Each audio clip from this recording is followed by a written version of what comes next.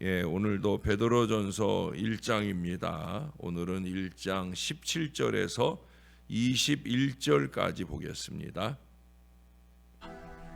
외모로 보시지 않고 각 사람의 행위대로 심판하시는 이를 너희가 아버지라 부른즉 너희가 나그네로 있을 때를 두려움으로 지내라. 너희가 알거니와 너희 조상이 물려준 헛된 행실에서 대속함을 받은 것은 은이나 금같이 없어질 것으로 된 것이 아니요 오직 흠없고 점없는 어린 양 같은 그리스도의 보배로운 피로 된 것이니라. 그는 창세전부터 미리 알린 바 되시니라.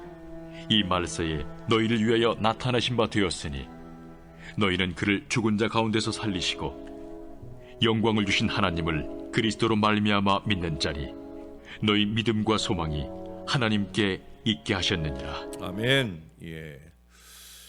터키 사람들은 고난과 슬픔을 당한 사람에게 인사할 때 이렇게 말한다고 합니다. 빨리 지나가기 바랍니다. 인생은 나그네와 같아서 괴로움이나 즐거움이나 눈 깜빡할 사이에 지나갑니다. 당장 당할 때는 왜 이렇게 더디, 왜 이렇게 오래 이 어려움이 이어지는가 싶지만 지나놓고 보면 잠깐이라는 거예요. 성경 전체를 보면 인생을 나그네와 행인 또는 거류민이라고 했어요. 아브라함도 나그네라고 했고 또 야곱도 나그네라고 한 것을 우리가 창세기 말씀 속에서 살펴봤고요. 또 레위기 25장 23절에 토지를 영구히 팔지 말 것은 토지는 다 내 것임이니라. 너희는 거류민이요. 이 말이 옛날에는 나그네요라고 적혀 있었고요. 동거하는 자로서 나와 함께 있느니라 이렇게 말씀합니다. 오늘 본문 뒤로 2장 11절에도 보면 사랑하는 자들아 거류민과 나그네 같은 너희를 권하노니 영혼을 거슬러 싸우는 육체의 정욕을 제어하라 말씀합니다. 육신은 풀과 같아서 조만간 시들어 죽고 마는 것이니 그 육신의 정욕대로 살지 말고 영생하는 영혼의 뜻을 따라 잘 살아라 하는 바로 그 말씀이에요. 이태리의 밀라노 대성당이 유명한데 거기에 세 가지 아치로 된 문이 있습니다. 첫째 문에는 장미꽃이 새겨져 있는데 모든 즐거움은 잠깐이다라는 글귀가 따라 있습니다. 둘째 문은 십자가가 새겨졌는데 모든 고통은 잠깐이다라고 쓰여 있어요. 셋째 문에는 오직 중요한 것은 영원한 것이다라고 쓰여져 있습니다. 인생살이는 고통도 잠깐이고 즐거움도 잠깐이기 때문에 영생을 얻고 천국에 들어갈 준비를 잘 해야 되는 것이다 하는 그런 교훈을 줍니다. 오늘 본문 17절을 보시면 외모로 보시지 않고 각 사람의 행위대로 심판하시는 이를 너희가 아버지라 부른즉 너희가 나그네로 있을 때를 두려움으로 지내라. 나그네로 있을 때를 두려움으로 지내라 말씀합니다. 우리가 이 앞에 13절에서는 은혜를 온전히 바랄지어다 했는데 그 은혜를 온전히 바라는 두 번째 신앙 자세가 뭐냐? 두려움으로 지내라 하는 거예요. 나그네와 같은 짧은 인생을 육신의 정욕대로 아무렇게나 살지 말고 인간의 모든 행위를 심판하시는 우리 하나님 앞에서 두려움으로 살아야 된다 하는 바로 그런 말씀이에요. 머지않아 우리의 모든 삶을 하나님 앞에서 결산하고 선악간에 심판받을 날이 곧 온다는 것을 잊지 말고 매일매일 순간순간 조심스럽게 두려움으로 살라고 말씀하는 겁니다. 그렇다고 벌벌 떨며 지내라 하는 그런 말이 아니에요. 지혜롭게 신령하게 살라는 말씀입니다. 그렇지 않으면 영원히 후회할 날이 곧 오게 됩니다. 그럼 어떻게 살아야 나그네와 같은 이 인생을 지혜롭게 살 수 있겠습니까? 먼저 잊지 말아야 될 것은 신속히 지나감을 깨달아야 됩니다. 시편 90편 10절에 모세가 썼다고 보여지는 그 시편에 보면은 우리의 연수가 70이요 강건하면 80이라도 그 연수의 자랑은 수고와 슬픔뿐이요 신속히 가니 우리가 날아가나이다라고 했어요. 사실은 120년 인생을 살은 모세가 이 표현을 쓴 것은 좀 어울리지 않는다 싶지만 그만큼 인생이 짧다는 거예요. 70이건 80이건 120세건 마찬가지라는 거예요. 쏜살같이 세월이 날아간다.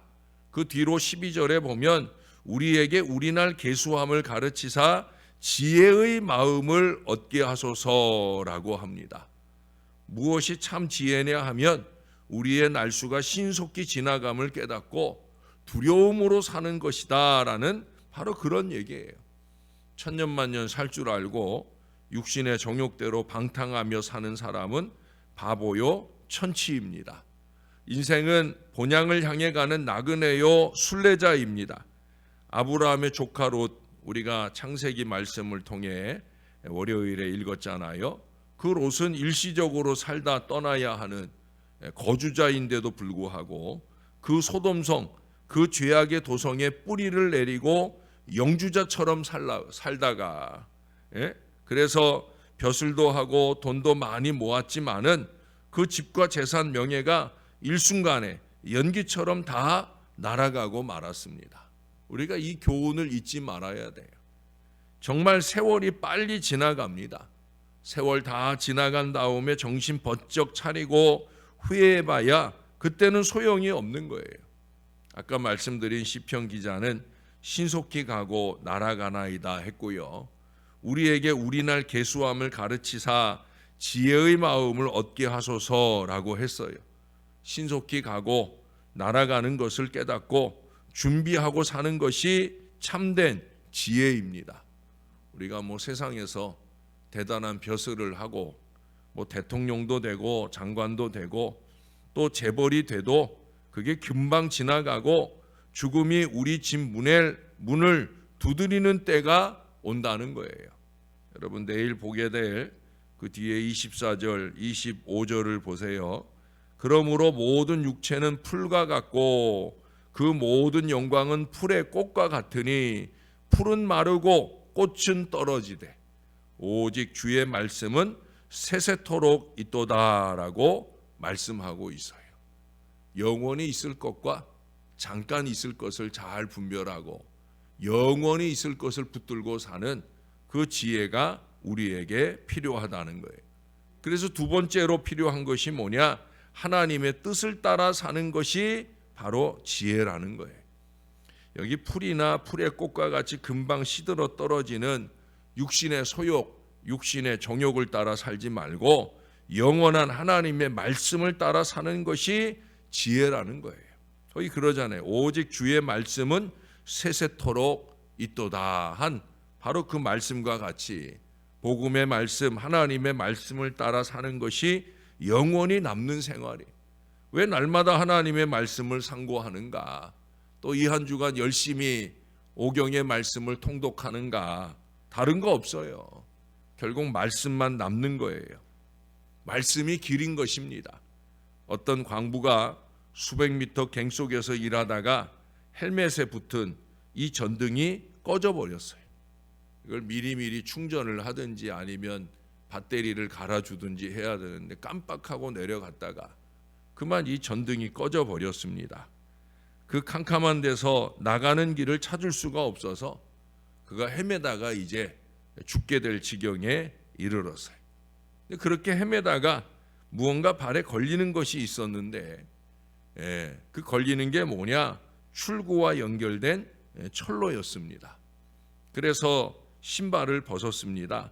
그래서 한쪽 신발을 벗고 그 철로에 발을 대고 쩔뚝쩔뚝 하는 것처럼 아무래도 철로가 높을 테니까 그래도 그 철로를 놓치면 안 되겠다 싶어서 그걸 자기의 맨발에 대고 계속 걸어갔어요. 눈에 보이는 것도 없고 손에 잡히는 것도 없었지만 그 철로를 따라 계속 걸어갔더니 결국 환한 굴 밖으로 나올 수가 있었더라는 거예요. 하나님의 뜻을 따라 살고 하나님의 말씀을 따라 사는 것이 영원한 천국에까지 도달하는 방법입니다. 아까 2장 11절을 읽어 들었잖아요. 사랑하는 자들아 거류민과 나그네 같은 너희를 권하노니 영혼을 거슬러 싸우는 육체의 정욕을 제어하라 말씀에서 오늘날 많은 교회들이 영생을 얻고 천국에 들어가는 이것은 가르치지 않고 그저 세상에서 성공하고 행복하게 살고 즐겁게 사는 것만 가르치고 있어요. 종점에 도착해 보면 헛고생하는 것과 멸망에 이르는 것을 보게 될 것입니다. 우리는 이 땅이 아니라 영원한 천국에 소망을 둔 사람들입니다. 그래서 필요한 게 뭐예요? 말씀이에요. 하나님의 뜻을 따라 살며 그 하나님께서 주실 상급을 기대하며 사는 바로 그 지혜가 필요합니다. 어떻게 그 지혜가 우리 것이 되느냐? 말씀을 붙드는 거예요. 말씀과 함께 가는 거예요. 여러분, 모세는 세상의 부귀영화를 다 포기하고 고난의 길을 걷다가 영원한 상급을 받은 사람입니다. 히브리서 11장 24절 이하를 보면 믿음으로 모세는 장성하여 바로의 공주의 아들이라 칭함받기를 거절하고 도리어 하나님의 백성과 함께 고난받기를 잠시 죄악의 낙을 누리는 것보다 더 좋아하고 그리스도를 위하여 받는 능욕을 애굽의 모든 보화보다 더 큰 재물로 여겼으니 이는 상 주심을 바라봄이라 이렇게 말씀했어요. 세상에서 좀 미치고 손해 보더라도 하늘의 영원한 상급을 받도록 사는 것, 그것이 지혜 있는 삶이라는 거예요. 오늘날 많은 크리스찬들이 이 진리를 모르고 바보처럼 사는 걸 봅니다. 참 안타까워요. 여러분, 일시적인 것을 영원한 것으로 바꾸는 생활을 우리가 부지런히 해야 합니다. 좀 미련해 보이는 것 같아도 우리는 그렇게 말씀 중심, 기도 중심의 이 거룩한 신앙 인생을 한결같이 살아야 되는 거예요. 예수님의 간곡한 부탁을 영의 길을 열어 들어보세요. 마태복음 6장 19절에서 21절에 말씀하기를 너희를 위하여 보물을 땅에 쌓아두지 말라. 거기는 좀과 동록이 해하며 도적이 구멍을 뚫고 도둑질하느니라. 오직 너희를 위하여 보물을 하늘에 쌓아두라. 거기는 좀이나 동록이 해하지 못하며 도적이 구멍을 뚫지도 못하고 도둑질도 못하느니라. 내 보물 있는 그곳에는 내 마음도 있느니라 했어요. 물질이 가는 곳에 마음도 따라갑니다. 물질이 천국에 많이 가 있는 사람은 그의 마음도 하나님께 많이 가 있는 사람입니다.